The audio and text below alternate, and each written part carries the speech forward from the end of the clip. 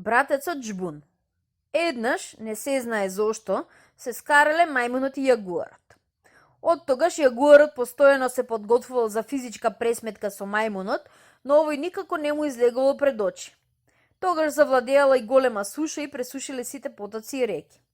Аха, се израдувал јагуарот, сега мајмунот нема да ми избега.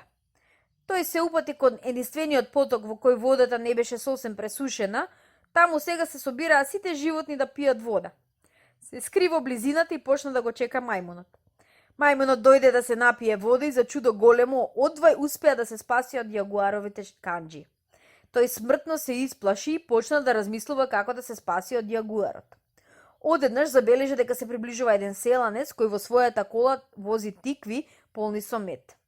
Мајмунот се вовлече во колата, се намачка со мед од глава до петици, а потоа легна и почна да се тркала во купот лисие и тргна да направи разни геволештини.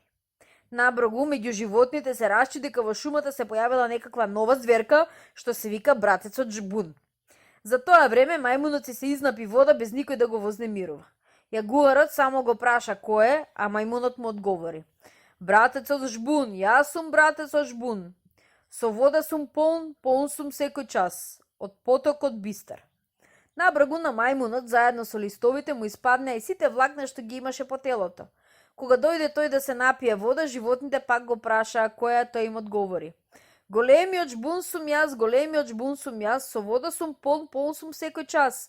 Од потокот бистар јас овде сум се криел, а овде вода сум пиел и сум ги надитрил сите. Сите животни прснаа да се смеат, а мајмунот се напи вода, задоволен си замина.